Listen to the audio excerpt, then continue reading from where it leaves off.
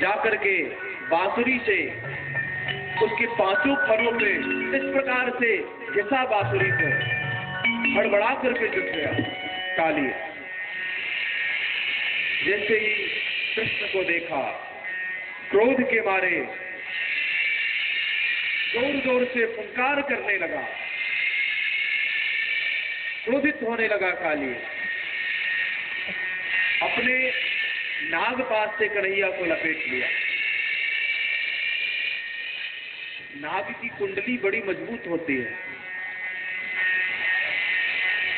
जब नागपाश से कन्हैया को लपेटा, भगवान ने अपने शरीर को बढ़ाना प्रारंभ किया, उसकी पकड़ ढीली पड़ गई, उछल करके और काली के सिर पर चढ़ गए और फिर एक एक फनों पर नृत्य करने लगे मेरे गोपाल। तांडव गति मुंडन पर नाचत बनवारी।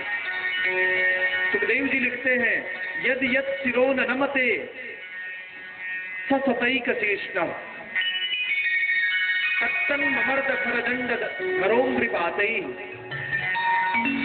जिन जिन सिरों को नहीं झुकाता काली, भगवान उन्हीं सिरों पर कूद करके चढ़ जाते और उसी पे नृत्य करने लग जाते।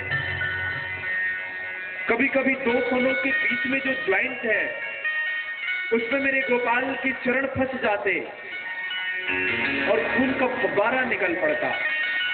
भगवान के चरणों में वो खून के छींटे पड़ के ऐसा लगता मानो देवताओं ने रक्त रक्त पुष्पों की बारिश की हो चरणों। बहुत देर तक नृत्य करते रहे, अधमरा हो गया काली। पत्नियों ने देखा कि अरे राम राम, ये इसी तरह से कुछ देर तक नृत्य करते रहे तो हमारे श्रीमान जी तो गोविंदाय नमो नमः हो जाएंगे। हाथ जोड़ करके प्रार्थना करने लगी। न्यायो हि दंडः कृतकिल विशेषमन् तवावतारः फल निग्रहाय। प्रभो, ये दंड दे करके आपने न्याय ही किया है, कोई गलती नहीं की है। भगवान ने कहा कि देवियों, मैंने तुम्हारे पति को कष्ट पहुंचाया है, इनके फन पे नृत्य किया है, और तुम कहती हो कि आपने ये जो दंड दिया ये न्याय ही किया है। इसमें कौन सा न्याय है?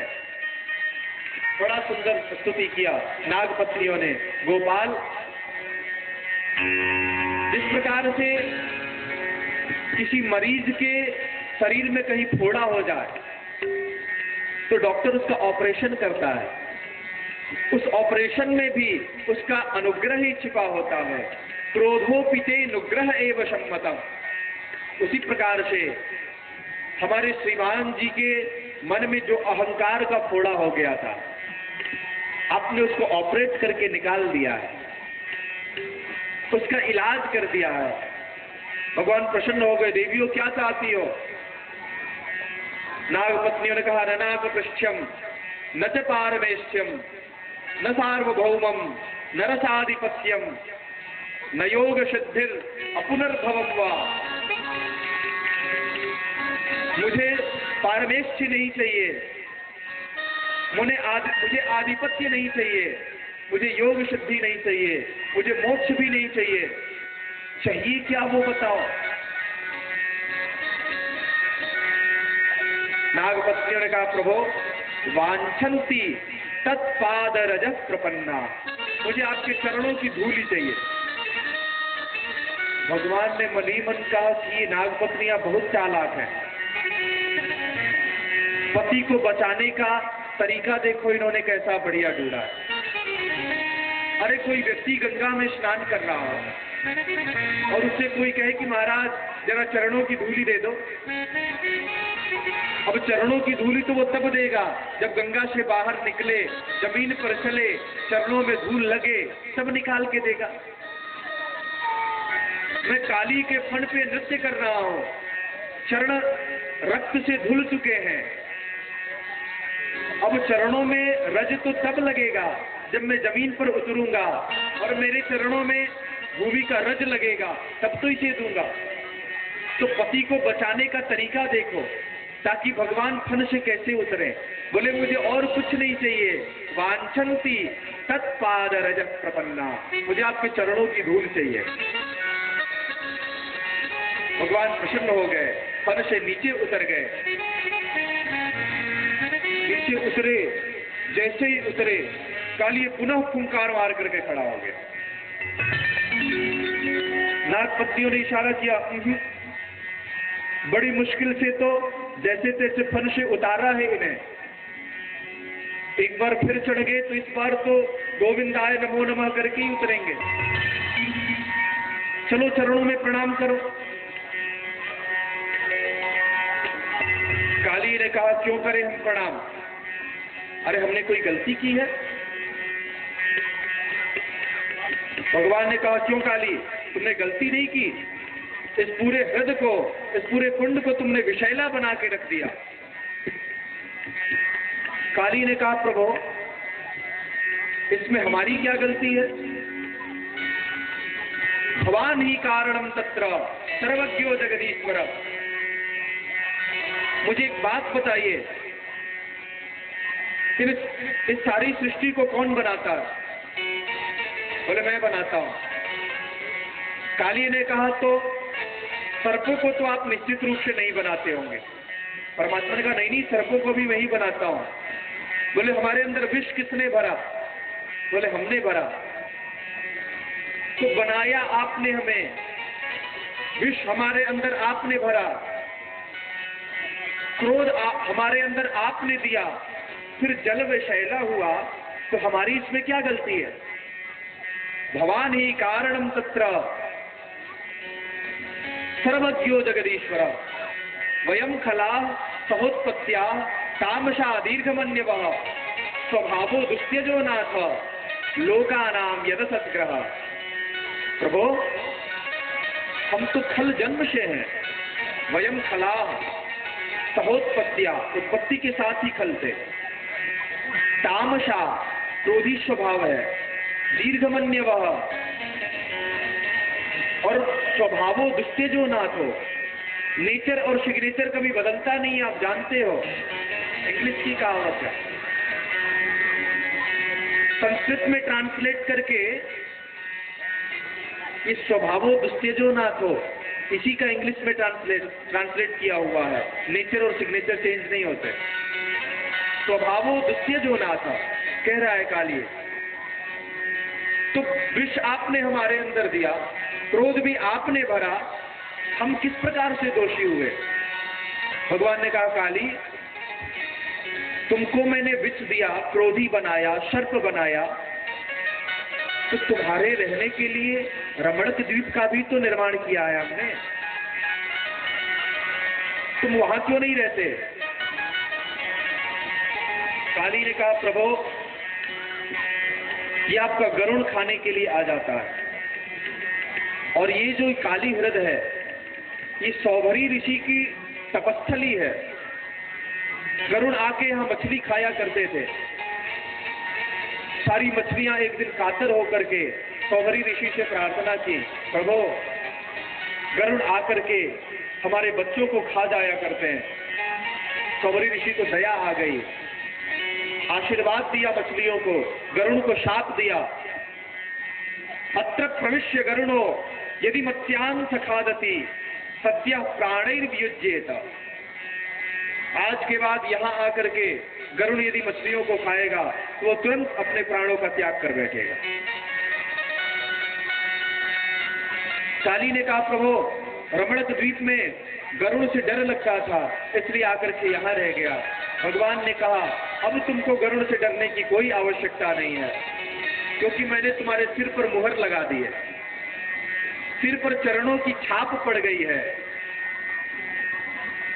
जिसके सिर पर चरणों की छाप पड़ जाए, जिसके ललाट पर भगवान की चरण चिन्ह रूपी तिलक छप जाए, जिसके हृदय में परमात्मा के चरण चिन्ह विराजित हो जाए, गरुड़ की तो बात ही छोड़ो, काल भी उसको स्पर्श नहीं करता।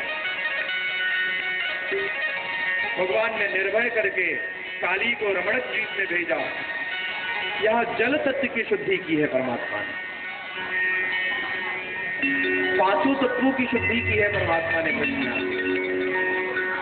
ये अभिमान का मूर्तिमान स्वरूप है कालीयनाथ। कालीय का मोक्ष करके, कालीय के अभिमान को तोड़ करके मानो भगवान ने सुनहु रमापति सहज स्वभाव, निज अभिमान न राखहि काहू। और अभिमान तत्व से शुद्ध किया है ब्रज को, अभिमान को नष्ट किया है, मूर्तिमान अभिमान का दमन किया है। इसके बाद बाहर आकर के मैया यशोदा ग्वाल बाल आदि को समझाया, हृदय से लगाया। रात्रि हो चुकी थी, वन में ही विश्राम किया। रात्रि में किसी कारणवश आग लग गया वन में। भगवान ने सभी ग्वाल बाल गोपियों को नेत्र बंद करने को कहा। सारे आग को, मुख को खोल करके अपने अंदर पी गए। दावानल पान किया प्रभु ने, अग्नि तत्व की शुद्धि की। और आज वन से जैसे ही आए प्रभु मधुर मधुर लीलाओं को कर रहे थे। ये जो गोपियां हैं ये परमात्मा से बड़ा प्रेम करती हैं। सुखदेव भगवान लिखते हैं, हेमंते प्रथमे मासे नंद ब्रज कुमारिका। नंद के ब्रज की जो अबलाएं हैं ये प्रतिदिन हेमंत ऋतु के प्रथम मास में सुबह उठती हैं, जाकर के यमुना में स्नान करती हैं और कात्यायनी देवी के मंदिर में जाकर के कात्यायनी देवी का पूजन करती हैं। प्रार्थना एक ही करती है, कात्यायनी महामाये महायोगिन्यधीश्वरी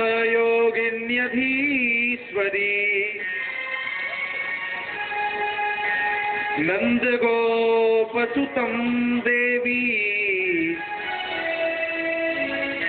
पतिं मे कुरुते नमः। हे कात्यायनी देवी, हे महामाये, हे महायोगिन अधीश्वरी, आप यदि मेरे तपस्या से प्रसन्न हैं तो नंद के जो बालक कन्हैया हैं वही हमें पति के रूप में प्राप्त हो, ऐसा वरदान मांग रहे। जिस कन्या का विवाह न हो रहा हो,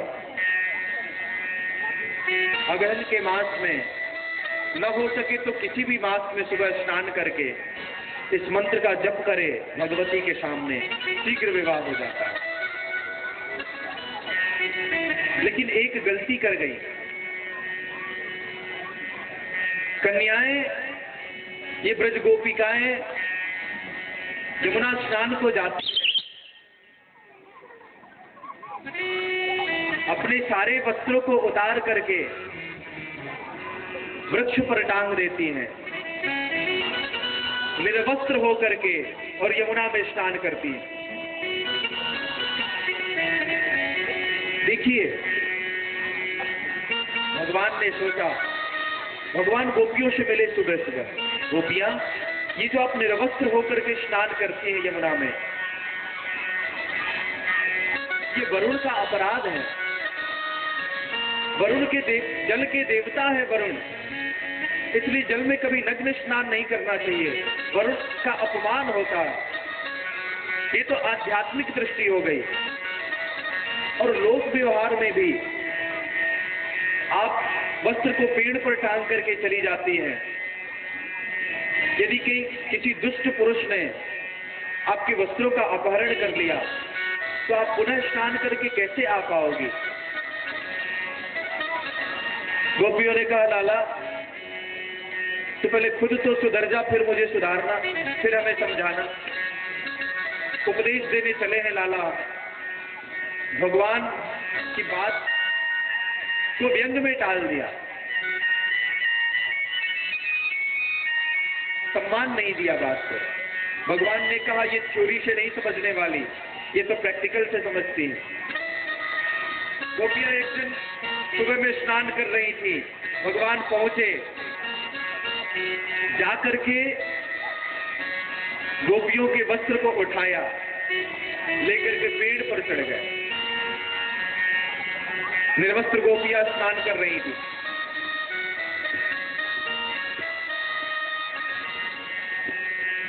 एक गोपी ने कहा, सखी, अरे आज कात्यायनी देवी का पूजन वूजन करने नहीं चलना क्या? अब सूर्योदय होने वाला है। सबको याद आया। जैसे ही निकलना चाह रही थी, बाहर देखा तो वस्त्र ही नहीं है। अब तो सभी गोपियां बड़े चक्कर में पड़ी। चारों तरफ देखा, कहीं वस्त्र दिखाई नहीं पड़ा। ऊपर नजर उठा के देखी तो श्रीमान जी सारे वस्त्रों को लेकर के कदम पे बैठे हुए। गोपियों ने कहा, लाला आप हमारे वस्त्र दे दीजिए, हम निर्वस्त्र होकर स्नान कर रही हैं, घर कैसे जाएंगी? भगवान ने कहा, हमने तुम्हारे वस्त्र चुराए ही कहाँ? बोले सामने दिख तो रहे हैं पेड़ पे लटके हुए। बोले ये तो हमारे कदम के फूल हैं, लाल पीले उगाए हैं कदम से। गोपिकाओं ने कहा, लाला अब देखो आप मुझे और परेशान मत करो। श्याम सुंदर ते दास्य करवाणी तबोदितम देहि में धर्म वासांसी। आप मेरे वस्त्रों को दे दीजिए गोपाल, हम आपकी ही दासी हैं। भगवान ने कहा, भवत्यो यदि मे दास्यो मयोक्तम वा करिष्यथ। तुम मेरी दासी हो तो मेरी बात मानो, एक एक करके आओ और अपने अपने वस्त्र लेकर के चली जाओ यहां से। अब गोपियों को बड़ी शर्म लगी। हम निर्वस्त्र हैं, एक एक होकर के कैसे वस्त्र लेने जाएं? गोपाल ने कहा, सखियों गोपियों समझाया था परसों तुमको, मानी नहीं तुम। बाद में वस्त्रों को नीचे डाल दिया गोपाल ने, स्वयं चले गए। गोपियों ने वस्त्र को पहना। देखिए ये स्थूल रूप से तो वस्त्रों का अपहरण दिखाई पड़ता है, लेकिन जरा आध्यात्मिक पक्ष पर ध्यान दें। भगवान ने गोपियों के किसी लहंगा फहरिया को नहीं चुराया, किसी चुनरी को नहीं चुराई। ये अविद्या रूपी जो वस्त्र है, आत्मा और परमात्मा के मध्य में जो अज्ञान का पर्दा पड़ा हुआ है, इस अविद्या रूपी वस्त्र का अपहरण किया।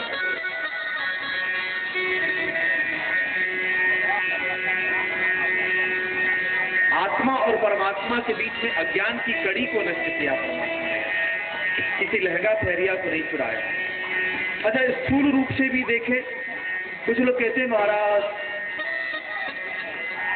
नंगे गोपियों के वस्त्र को चुराना ये कहां का धर्म था परमात्मा का?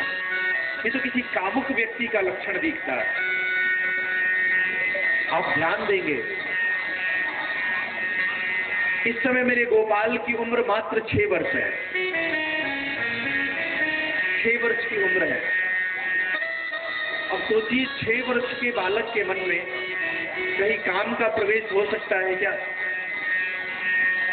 आध्यात्मिक रूप से भी परमात्मा ने अज्ञान रूपी वस्त्रों का अपहरण किया है, और भौतिक रूप से भी 6 वर्ष की उम्र है, इसलिए मन में काम के प्रवेश का कोई सवाल ही नहीं उठता।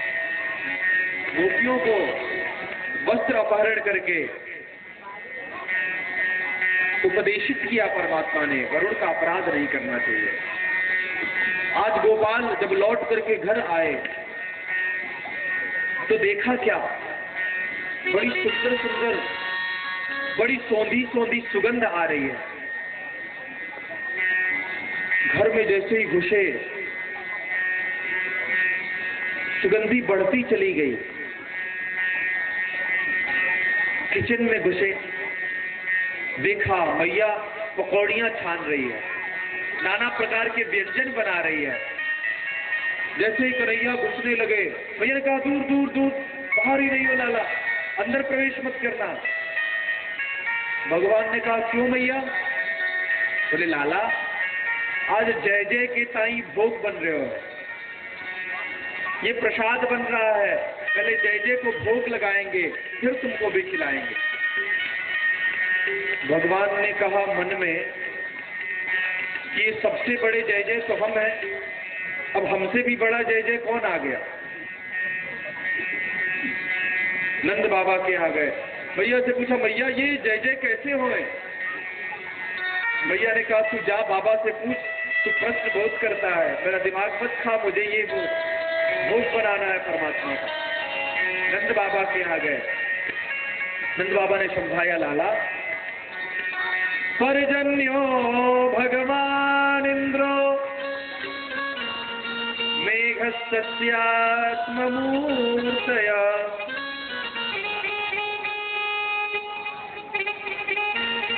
भगवान इंद्र जो है ये बारिश करते हैं, बारिश से ही हमारे यहाँ फसल उपज होती है, घास उगते हैं, उसे खा करके हमारी गौएं दूध देती है, तब उसका माखन तुम खाते हो। तो इसलिए उन इंद्र भगवान की कृपा से ये सब प्राप्त होता है। आज के दिन हम उन्हीं इंद्र का पूजन करेंगे। भगवान ने कहा, बाबा तो क्या यदि हमने पूजन नहीं किया इंद्र का, आधे लोग पूजन करें और गांव के आधे लोग न करें, तो क्या इंद्र वर्षा सिर्फ आधे लोगों की ही जमीन पर करेगा, अब आधे के जमीन पर नहीं करेगा। नंद बाबा की बुद्धि चकरा गई। ये नेक सा बालक कैसे कैसे प्रश्न करता है। बाबा ने कहा, तू क्या कहना चाहता है वो बता। भगवान ने कहा, बाबा हमने तो संतों से एक ही बात सुनी है, कर्मणा जायते जंतु कर्मणैवाभिपद्यते, दुखम सुखम भयम क्षेमम कर्मणैवाभिपद्यते। व्यक्ति कर्म से ही उत्पन्न होता है, कर्म में ही विलीन हो जाता है। दुख सुख जो भी उसे प्राप्त होता है वो सब कर्म के द्वारा ही प्राप्त होता है। भगवान ने कहा, अस्ति चेत ईश्वरः कश्चित् फल रूप्यन्य कर्मणाम कर्तारं भजते सोपि न ह्यकर्तुः प्रभुरीशः। देखिए यहाँ कर्म योग का उपदेश किया है परमात्मा ने।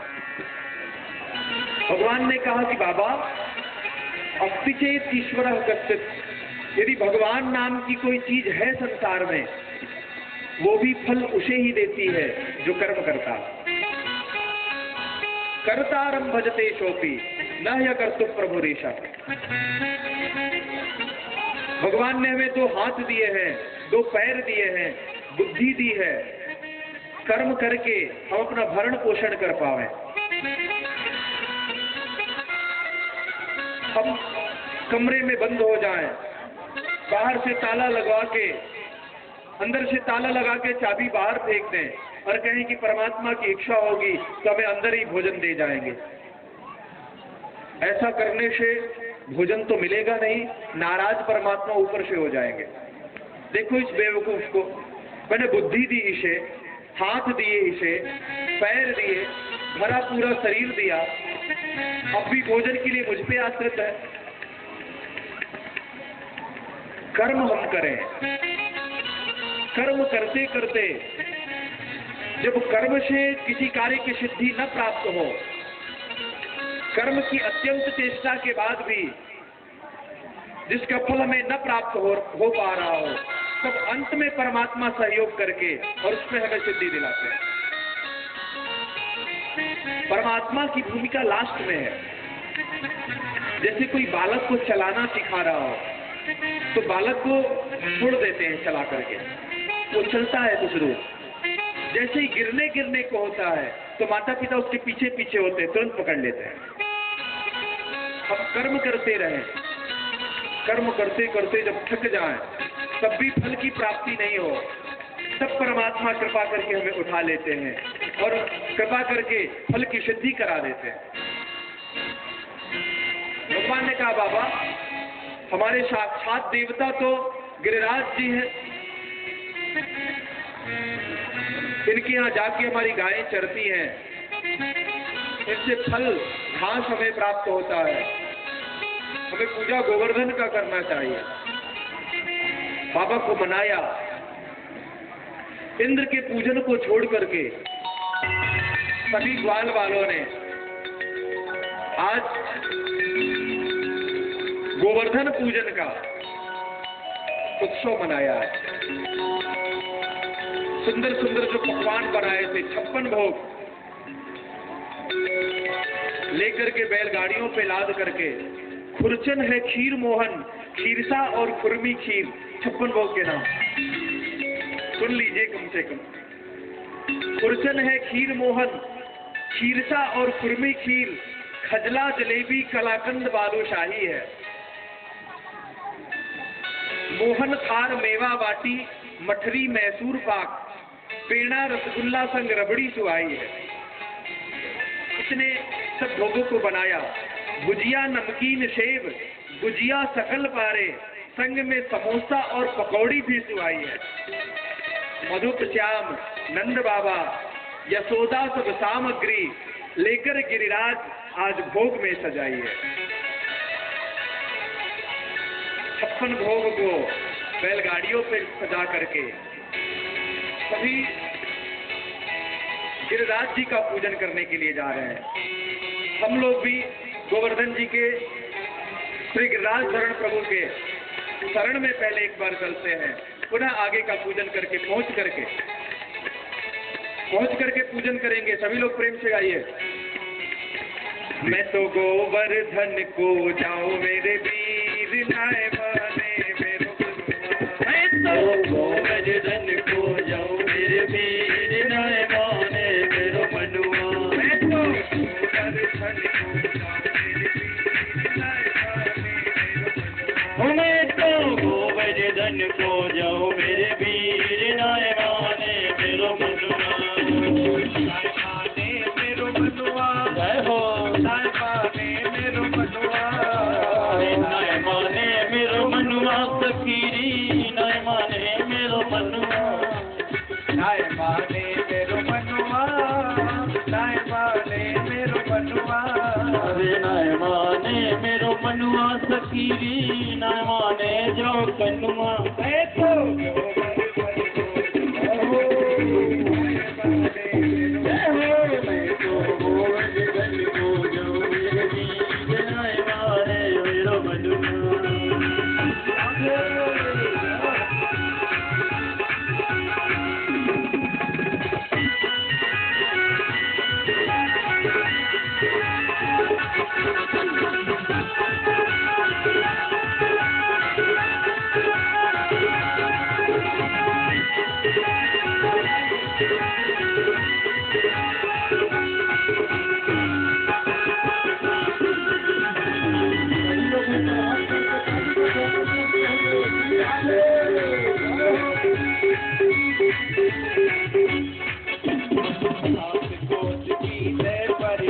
सात कोस की दे परिक्रमा, सात कोस की दे परिक्रमा, सात कोस की दे परिक्रमा, सात कोस की दे परिक्रमा, सात कोस की दे परिक्रमा, सात कोस की दे परिक्रमा, मानसी गंगा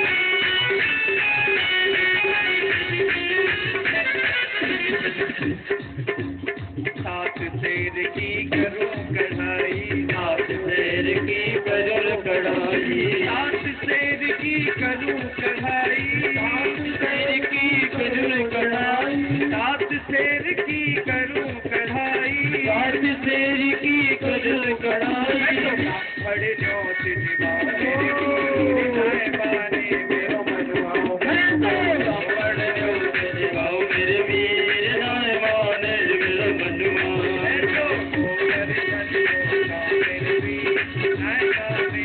मनुआ में तो गोवर्धन को जाओ मेरे वीर नायबाने मेरो मनुआ।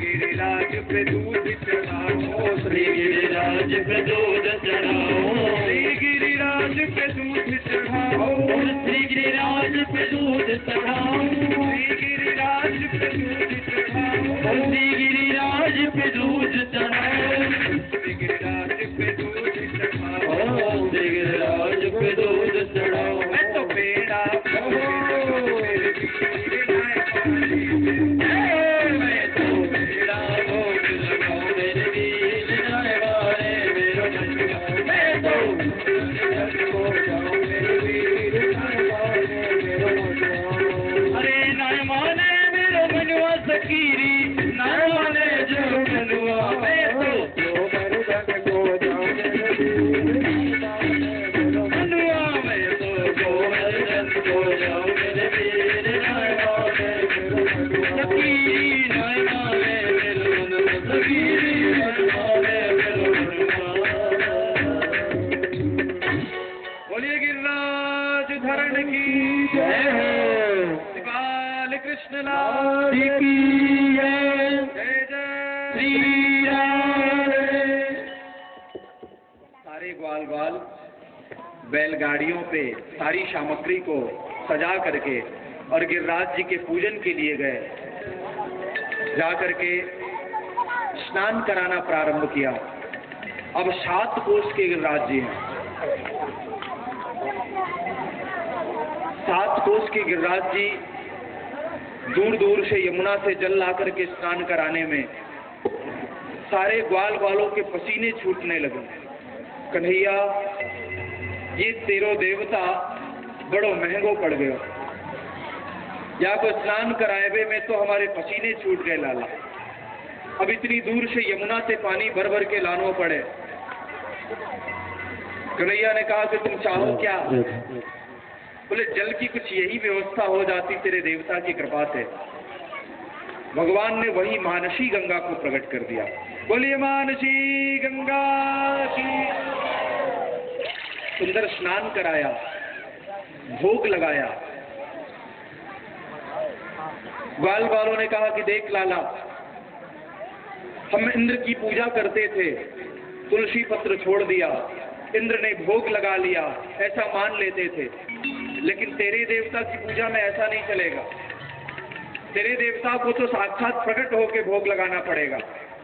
भगवान ने कहा ठीक है। और आज जैसे ही भोग लगाया, स्वयं मेरे गोपाल ही एक गोवर्धन का, गिरिराज का स्वरूप धारण करके और दोनों हाथों से भोग लगाने लगे। दोनों हाथों से पाते ही जा रहे हैं। मधुमंगल साथ के बोला, लाला ये तेरो देवता तो बहुत दिनन को भूखो लगे, देख दोनों हाथन से कितनी जल्दी जल्दी पा रहे हो है। अरे हमने कोई मना थोड़ी कि आराम से पाले। आधा एक घंटा तक पाते ही रहे। श्री रामा आके बोला, लाला तेरो ये देवता कछु प्रसाद वसाद भी छोड़ेगो कि ना, कि सबरो भोग लगा जाएगो। भगवान ने कहा तुम लोग चिंता मत करो, बिल्कुल भी। भोग लगाया, सारे पात्र खाली हो गए भोग लगाने से। जैसे ही आचमन कराया पुनः पहले की तरह सारे पात्र भर गए। बोले श्री गिरिराज धरण की जय। और इस प्रकार से गिरिराज प्रभु का पूजन किया, सबने परिक्रमा लगाई और ऊपर इंद्र को जाकर के उनके एक गण ने बताया, महाराज आज ब्रज में पूजन कराने नहीं जा रहे आप? बोले जाएंगे, अभी तैयारी कर रहे होंगे ग्वाल बाल। गण ने कहा कि प्रभु आप अभी तैयारी की प्रतीक्षा में बैठे हो, वहां किसी दूसरे का ही पूजन चल रहा है। इंद्र ने कहा हाँ, किसका पूजन हो रहा है? बोले वहां गिरिराज का पूजन कर रहे हैं सभी ग्वाल बाल मिलकर के। इंद्र ने जो ऊपर से देखा, गिरिराज का पूजन करते हुए देख करके इंद्र की त्योरियां चढ़ गई। इनकी इतनी हिम्मत, एक छोटे से इस लाला के कहने पर हमारी पूजा का त्याग कर दिया। अभी मजा चखाता हूं इनको। इंद्र इतना क्रोधित हुआ, गणम सांवर्तकम नाम मेघानां शांतकारिणा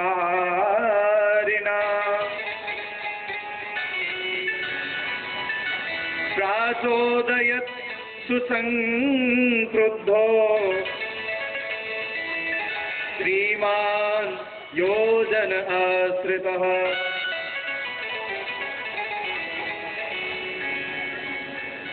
गणम सांवर्तकम नाम, सांवर्तक नाम के प्रलयंकारी मेघों को आदेश कर दिया, जाकर के ब्रज को डुबा दो। महाराज बादल गरजने लगे, मेघ छा गए आकाश में, गड़गड़ाहट की आवाज होने लगी, बिजली चमकने लग गई, जोर जोर से बारिश होना था।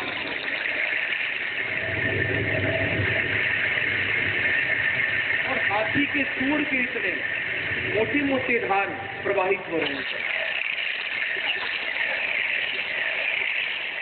सारे ब्रजवासी डर गए, कन्हैया के पास आए, लाला मैंने कही थी तोते कि इंद्र की को तिरस्कार मत करे। अब देख इंद्र क्रोधित है गए हमारे ऊपर, अब या को फल हम सबको चखना पड़ेगा। देख कैसे बादल गिर आए हैं, कैसी बिजली चमक रही है। कन्हैया ने कहा लालाओ आप लोग बिल्कुल चिंता मत करो, जिस देवता का पूजन किया है हमने, हमारी रक्षा भी वही देवता करेंगे। भगवान ने 2 मिनट आंख बंद करने का नाटक किया, आंख खोल करके बोले ब्रजवासियों हमारे देवता ने मनी में आदेश दिया है और कहा है कि तुम लोग हमारे नीचे आ जाओ, हमें उठा लो, वहां तुम्हारी रक्षा हो जाएगी। और जाकर के कन्हैया ने 7 वर्ष के मेरे गोपाल ने अपने कनिष्ठा उंगली के नख पे गिरिराज को उठा लिया।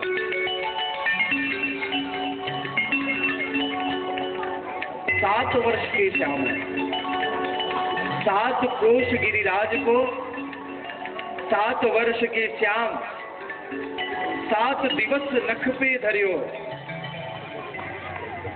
गिरिवर पड़ गयो ना। बड़ा सुंदर एक भाव संत कहते हैं, जैसे ही भगवान ने गिरिराज जी को उठाया राधा जी आ गई। सारे ब्रजवासी क्योंकि गोवर्धन के नीचे ही आने थे, उसमें राधा जी भी थी। जैसे ही यशोदा जी ने राधा जी को देखा, यशोदा जी कुछ सशंकित हो गई। क्यों? क्योंकि जब भी राधा जी कन्हैया के सामने आते हैं तो भगवान सभी काम गड़बड़ करने लग जाते हैं। दूध दूहने जा रहे थे परमात्मा, एक बार राधा जी आ गई। यशोदा जी कहती है, चितैबो छाड़ी दे रही राधा, कन्हैया को घूरना देखना बंद कर दो। क्यों? हिलमिल खेली श्याम सुंदर संग होत काम बाधा, चितैबो छाड़ी दे रही राधा। जब भी तुम देखती हो मेरे कन्हैया की ओर, इसका चित्त पता नहीं क्या हो जाता है, सारे काम उल्टे सीधे करने लग जाता है। गाय दूहने के लिए बाल्टी लेके चलता है, कभी इसके हाथ से नोई गिर जाती है, कभी बाल्टी छूट के गिर जाती है। जने क्या हो जाता है इसकी बुद्धि में।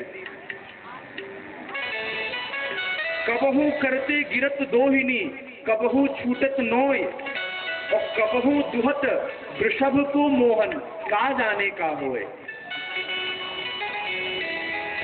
यशोदा जी कहती है, राधा दूध दूहने जा रहे थे गोपाल, बाल्टी हाथ में लेकर के, लेकिन देख रहे हैं राधा जी की ओर। पैर में ठोकर लगा, हाथ से बाल्टी छूट के गिर गई। फिर बाल्टी को उठाया तो नोई छूट के गिर गई। नोई को उठाया, जा रहे हैं गाय दूहने, लेकिन देखते हुए जा रहे हैं राधा की ओर। तो गाय खड़ी थी वहां न जाकर के दूसरी ओर चले गए, जाकर के बैठ गए, बाल्टी को पैरों से पकड़ लिया। जब दूहने की ओर चले तो देखा एक ग्वाल ने कहा, कन्हैया तेरी बुद्धि कहाँ चली गई है? दूहना गाय को है, और जरा नजर उठा के देख तू बैठा कहाँ है। नजर उठा के देखा तो बैल के नीचे बैठे थे।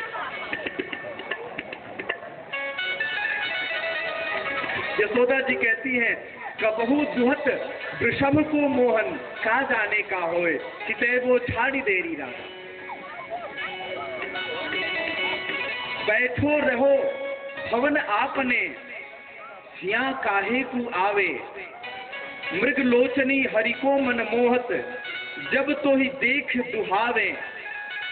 कौन मंत्र तू जानत हैरी, पड़ी डारत हरि घात, सूर श्याम को दूध दुहन दे, कहत यशोदा मात। और आज जब गिरधर को उठाया, गिरिराज को उठाया प्रभु ने, राधा जी आ गई। यशोदा जी देख के सशंकित हो गई, अरे राम राम। राधा को जब जब देखते हैं बाल्टी गिर जाती है, कभी बैल को ही दूहने लग जाते हैं। आज तो गिरिराज को उठाया है, और कहीं आज भी राधा का मंत्र, राधा का जादू चल गया इनके ऊपर। राधा जी से कहा, भृकुटी कमान तान फिरत अनोखी कहाँ, कहत किशोर कोर कज्जल भरे हैरी। आंखों में काजल लगा के, भृकुटी कमान को तान के, अरे किशोरी तुम इधर कहाँ घूम रही हो। भृकुटी कमान तान फिरत किशोरी कहा, कहत किशोर कोर कज्जल भरे हैरी। तेरो दृग देख, तुम्हारे आंख को देख करके मेरो लाला है मोहित होत, उते मघवा निगोडो अबे रोष में भरो हैरी। तुम्हारे आंखों को, इस मृगनयन कजरीली आंखों को मेरा कन्हैया देख लेता है, मोहित हो जाता है। और उधर मघवा निगोड़ो, ये मेघ रोष से भरो हैरी, क्रोधित हो चुका है हमारे ऊपर। इसलिए कीरत किशोरी, हे दुलारी श्री वृषभानुजो की, मेरो कहो मान तेरो काह बिगड़े हैरी। मेरा कहना मान लो, क्या बिगड़ता है तुम्हारा। चंचल चपल मनचोर हरन रोक तौलो, चंचल चपल मन चोर हरन रोक तौलो, जौलो गिरधारी गिरी नख पे धरे है रे। अपने इन चंचल चपल नैनों को तब तक तो कम से कम रोक के रखो जब तक गिरधारी ने अपनी उंगली पे गिरिराज को उठा रखा, क्योंकि तुम्हारे नैनों के कटाक्ष से कहीं गिरिराज नीचे गिर गए फिर तो गोविंदाय नमो नमः हो जाएगा। संत का भाव। बोलिए गिरिराज धरण की जय। सभी ब्रजवासी गिरिराज के नीचे आ गए। सबने अपनी अपनी लाठी लगा दी गिरिराज जी में। लगातार 6 दिनों तक मूसलाधार बारिश होती रही। ब्रजवासियों ने कहा, लाला आज लगातार 6ठा दिन है, तूने अपनी एक उंगली पे उठा रखी है। देख, हम तो कभी थक जावें तो अपनी लाठियों को हटा के थोड़ा सुस्ता भी लेते हैं और ब्रजवासी लगाए रहते हैं, बारी बारी से हम उतार करके अपनी लाठियों को और सुस्ताते हैं, पर तू तो लगातार 6 दिनों से उंगली पे गिरिराज को उठाए हुए है। एक काम कर, हम अपनी लाठी को लगाए हैं, तब तक तू भी थोड़ा सा आराम कर ले। कन्हैया ने कहा, ब्रजवासियों, मैं यदि आराम मैंने किया तो तुम उठा नहीं पाओगे गिरिराज को। मधुमंगल ने कहा, वाह लाला, तो तूने क्या समझ रखी है कि तूने ही गिरिराज जी को उठा रखे हो? अरे वो तो हमारे लाठिन को सहारा है जो उठे गए हैं। तू क्या अपने को मुझसे भी बलवान समझता है? कितनी बार कुश्ती में पटका है मैंने तेरे को। भगवान ने कहा, ब्रजवासियों, तो मैं उंगली हटाऊं?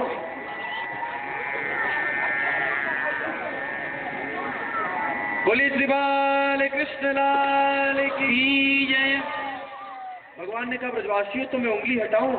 बोले, तो निश्चित रूप से हटा ले, हमारे लाठी को सहारा है, गिरेंगे नहीं गिरिराज। धीरे धीरे जैसे ही थोड़ा सा नीचे किया, थोड़ा और नीचे किया, चटक चटक धड़ाक करके सारी लाठियां टूटने लग गई। ब्रजवासियों ने कहा, अरे लाला रोक रोक, बस बस, संभाल लाला। भगवान ने उठा लिया। लाल बाबा ने कहा, लाला तुम तो बिल्कुल सच कह रहे हो, ये हमारी लाठिन को तो कोई प्रभाव ही ना है, तो सब तेरी उंगलिन को कमाल है। पर लाला, तेरे अंदर इतना बल कहां से आया? संतों का भाव। कछु माखन को बल बढ़ो, कछु गोपिन करी सहाय, श्री राधे जू की कृपा को मैंने गिरिवर लियो उठा।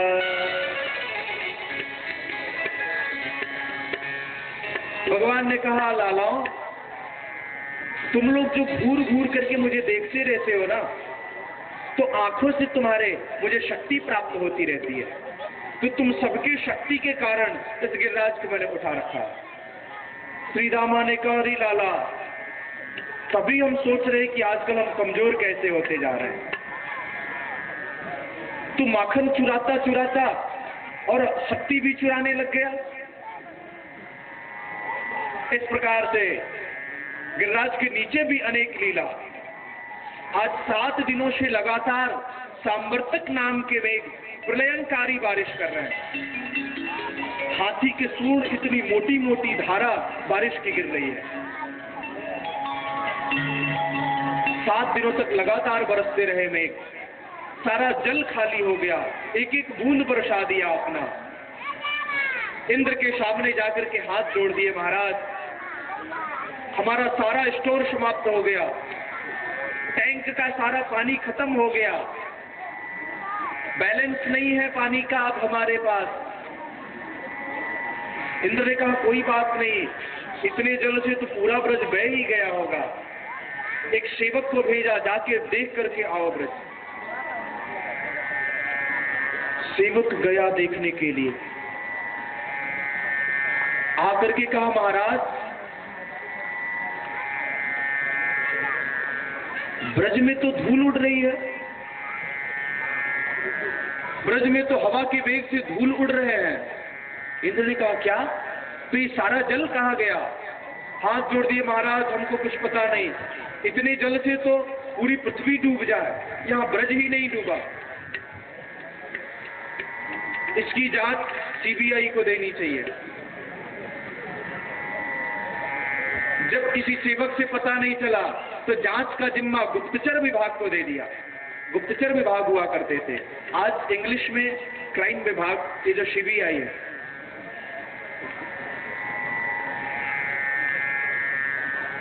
गुप्तचर विभाग को दिया, जाके पता करो जल गया कहां। गुप्तचर विभाग गए, जाके पता लगाया, आके अपनी रिपोर्ट सौंपी। महाराज इस तरह से शेषनाग ने जाके क्राइम विभाग ने देखा, गुप्तचर विभाग के सदस्यों ने, कि बारिश तो बहुत जोर की हो रही है, किंतु शेषनाग ने पूरे गोवर्धन को अपने शरीर से एक मेढ़ बना रखी है। जल बरसता है लेकिन उस मेढ़ के अंदर प्रवेश नहीं करता। चक्र सुदर्शन जल को सुखाने का कार्य कर रहे हैं। जो पृथ्वी पे जमीन पड़ता है, चक्र अपने तेज से तुरंत उसको सुखा देते हैं। और पीछे अगस्त्य जी बैठे हुए जितने जल की बारिश हो रही है सबका पान कर रहे हैं।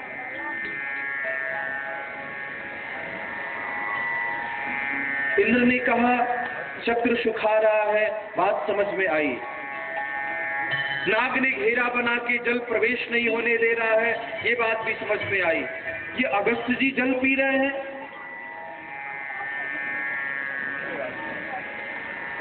गुप्तचर ने कहा महाराज ये पुराने जमाने की बात है। देखिए एक बार जानकी जी रामावतार में भगवान से रोज कहती महाराज ब्राह्मणों को प्रसाद पान पवाने का बड़ा मन करता है हमारा, लेकिन आप ऐसे ब्राह्मण लाते हो, 2-4 पूड़ियां खाई, 2-4 पराठे खाए, 1-आध कटोरी खीर पी ली और बस पेट पे हाथ फिरा के और डकार ले लेते हैं। ब्राह्मणों को भोजन कराने से संतुष्टि नहीं होती, तो रोज रोज एक ही बात कहते। राम जी का भी मन में पता नहीं आज क्या आ गया, बोले देवी रोज रोज तुम ऐसी शिकायत करती हो, ठीक है आज हम अच्छे ब्राह्मण को बुलाते हैं। नेत्र बंद किया, अगस्त्य जी को याद किया। अगस्त्य बाबा प्रभु क्या आदेश है, आज हमारे यहाँ आपके प्रसाद का निमंत्रण है। अगस्त्य जी बोले गुरुदेव कोई विशेष बात है क्या? ठाकुर जी बोले आ जाओ सब समझ में आ जाएगा। अगस्त्य जी चले आए। राम जी ने कहा जानकी जी आज संतुष्टि के लायक ब्राह्मण को निमंत्रित किया है मैंने, प्रेम से पवाना। प्रसन्न हो गई, खूब उत्साह पूर्वक सुंदर सुंदर व्यंजन बनाए, आटा लगा के बढ़िया पतली पतली छोटी छोटी पूड़ियां छानी, छोटी छोटी कटोरियों में कई प्रकार की सब्जियां, कई प्रकार के व्यंजन, कई प्रकार के मधुर सामग्री बना के एक थाली में सजाई। चारों तरफ से छोटी छोटी कटोरियों में सभी सामग्री, बीच में पूड़ियां, तल तल के ताजी ताजी पूड़ियां रख के ले आई। अगस्त्य जी के आगे रखा, बाबा भोग लगाओ आप, प्रसाद पाओ आप। अगस्त्य जी चुपचाप बैठे, टेढ़ी दृष्टि करके भगवान की ओर देखा। भगवान ने इशारों में ही कह दिया अगस्त्य जी आज अपनी पूरी ताकत दिखा देना। अगस्त्य जी ने इशारों में ही स्वीकार कर लिया, जो आदेश प्रभु। अब माता जी थाली में सुंदर सुंदर व्यंजन सजा के ला रही है। पतली पतली गोल गोल छोटी छोटी पूड़ियां बेल करके ला करके थाली में रखा। बाबा आप पाओ ना, आप पाना प्रारंभ करो, मैं ताजी ताजी पूड़ियां छान के लाती हूँ। अगस्त्य चुपचाप बैठे, बाबा आप आते क्यों नहीं? आप प्रेम से पाना प्रारंभ करो। अगस्त जी ने कहा, देवी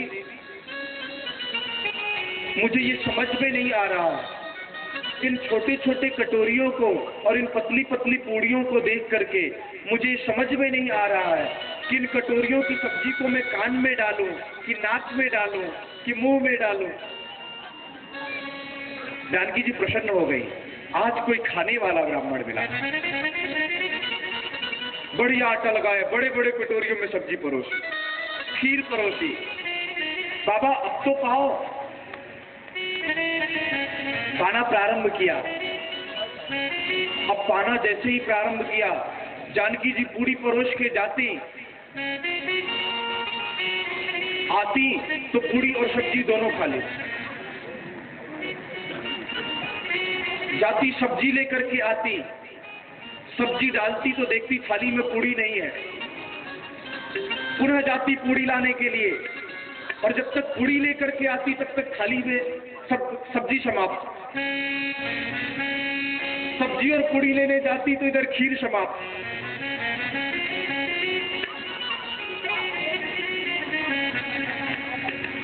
पूड़ी लाने गई, देखा आटा ही खत्म हो गया। दोबारा आटा लगाया, आटा लगा करके पूड़ी बना के पुनः परोसना प्रारंभ किया। जिस गति से परोसती है उससे डबल गति से पा रहे हैं श्रीमान जी। 2 बार आटा लगाया, तीसरी बार आटा लगाया, तकरीबन 10-15 बार आटा लगा दिया। फिर भी प्रसन्नता है, आज कोई पाने वाला मिला है। गणेश जी को याद किया, रिद्धि सिद्धियों को बुला लिया। रिद्धि सिद्धियां पूरी बेल रही है, गणेश जी छान छान करके निकाल रहे हैं, और जानकी जी झारा में रख रख करके और ले जा करके परोस रही हैं। इतने लोग छानने वाले लगे हैं, इतने बेलने वाले लगे हैं, पर जैसे ही पूड़ी डाल के आती है तो सब्जी समाप्त, सब्जी डाल के आती है तो खीर समाप्त, और खीर डाल के आती है तो पूड़ी समाप्त। 1 घंटे, 2 घंटे, 3 घंटे, अनवरत 8 घंटे से प्रसाद चलता ही जा रहा है। रिद्धि सिद्धि भी थकने लगे, गणेश जी भी निकालते निकालते, माता मेरा तो वैसे ही पेट बढ़ा हुआ है, जल्दी थक जाता हूं।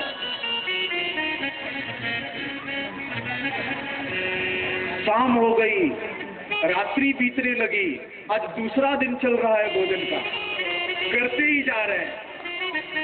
आटा लगाते लगाते माता जी की कमर झुक गई। अब झुक जाती है तो उठा नहीं जाता। परोसते परोसते थक गई, जाके राम जी के यहाँ कहा, पसीना पोंछते हो महाराज, अरे कैसा ब्राह्मण लेके आए आप, श्रद्धा की टांग तोड़ के रख दी। 2 दिन से पाता ही जा रहा है, रुकता ही नहीं। राम जी ने कहा, देवी आप ही तो कहा करती थी कि कोई अच्छा पाने वाला नहीं मिल रहा, अब ला दिया तो पवाओ। बोले महाराज कोई इतना पाने वाला थोड़ी होता।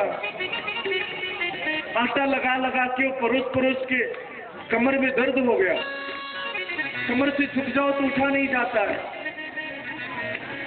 एड़ी का पसीना सिर पे आ गया, अभी इनका पाना नहीं हुआ। जाकर के कहा, बाबा, अगस्त जी ने कहा, देवी हम भोजन के बीच में किसी से बात किया नहीं करते, हमें भोजन करने दो चुपचाप। नहीं नहीं बाबा, हम तो ये पूछ रही थी, ये कहना चाह रही थी कि भोजन करते करते जब भोजन आधा हो जाए तो जल पीना चाहिए। बाबा ने कहा, देवी तुम्हारी बात सही है, भोजन आधा हो जाएगा तो हम जल पी लेंगे। अब तो पसीना पोंछते हुए जानकी जी ने कहा, हे भगवान, तो क्या अभी इनका भोजन आधा भी नहीं हुआ? जाकर के भगवान के चरणों में गिरी, करो श्रद्धा की टांग तोड़ के रख दी इस ब्राह्मण ने,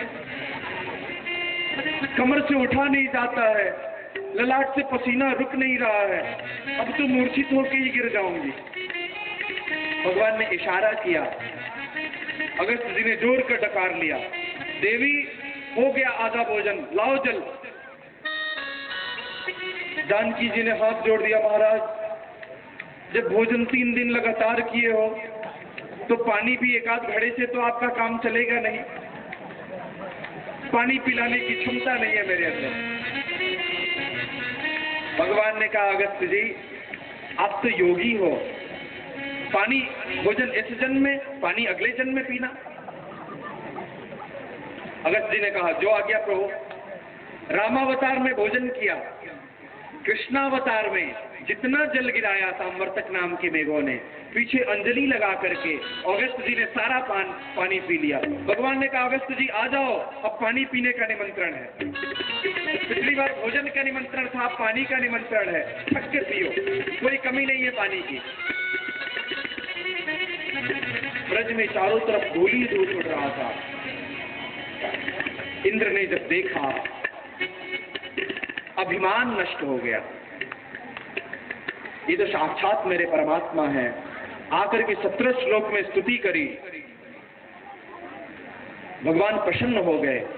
परीक्षित ने कहा कि प्रभु ब्रह्मा जी ने अपराध किया तो आके 23 श्लोकों में स्तुति की, फिर भी परमात्मा प्रसन्न नहीं हुए।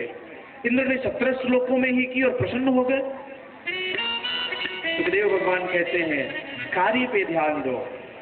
ब्रह्मा ने जो अपराध किया वो भगवान को भक्तों से दूर किया था। भगवान ने भगवान के ग्वाल बाल आदि शाखाओं को ले जाकर के दूर गुफा में बंद कर दिया था। और इंद्र ने जो अपराध किया, उस अपराध के कारण सभी भक्त, सभी ग्वाल बाल परमात्मा के निकट आ गए, गोवर्धन के नीचे एक साथ हो गए। तो इंद्र ने भक्तों को मिलाने का कार्य किया है, ब्रह्मा ने भक्तों से वियोग कराने का कार्य किया था। इसलिए ब्रह्मा जी पर प्रसन्न नहीं हुए, इंद्र पर 17 श्लोकों में ही प्रसन्न हो गए।